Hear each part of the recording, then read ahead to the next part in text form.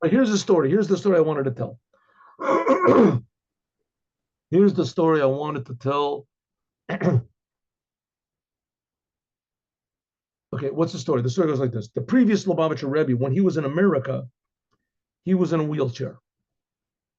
He was in a wheelchair. I found this story that I told the story like 4 years ago. It just popped up and I sent it out again, but I'm telling you anyway. The previous Lubavitcher Rebbe, Yosef Yitzchak, he was a very great person, tremendously holy person and knowledgeable person and genius in the Torah.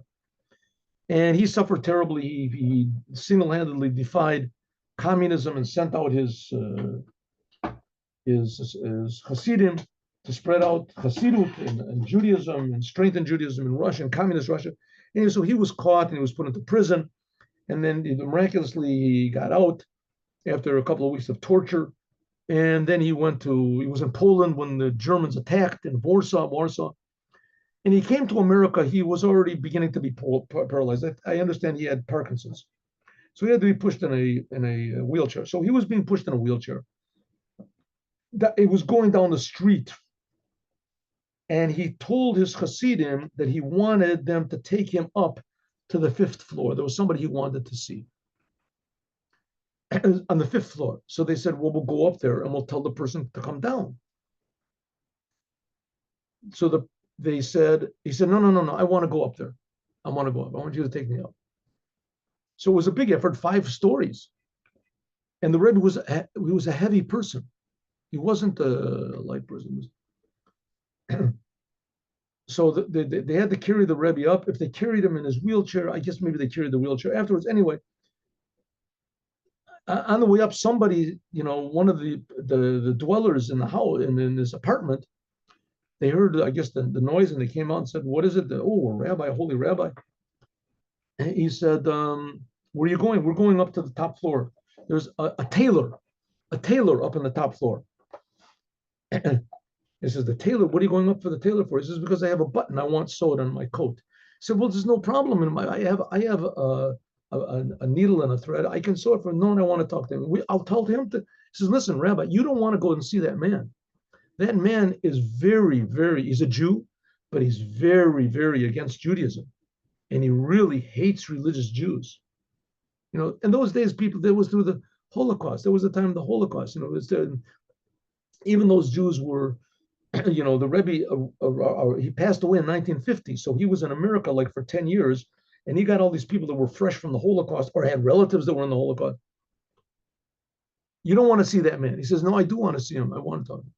Okay, so they went up, after who knows how long it took them to get up the stairs, and the Rebbe struggled, and he got up to the top floor.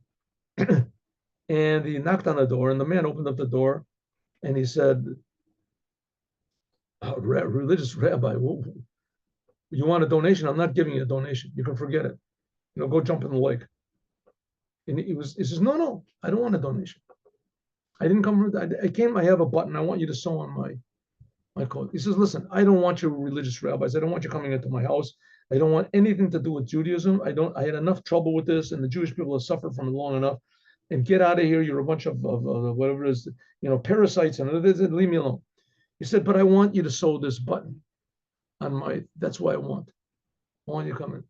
And the man said, what do you think? I'm a fool. What do you think? I'm an idiot. You came up here just for a button, to sew a button? You came up 5 floors.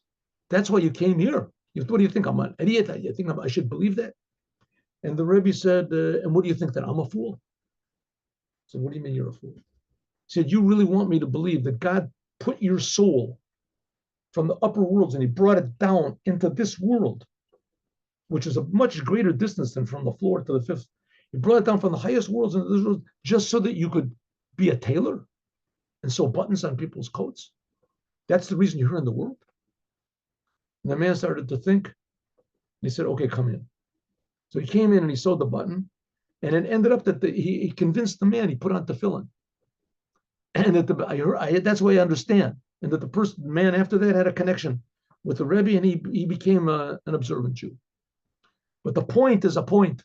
The point is, God brings down the soul from such a high, wonderful, pure place into this terrible, frustrating, dark world. You think he just does it so that we'll be in the world to want to go back or to make money? The reason God made such a big effort to put our soul into the world is in order that we should fix up the world. He put us in here for a purpose. And how do we fix up the world?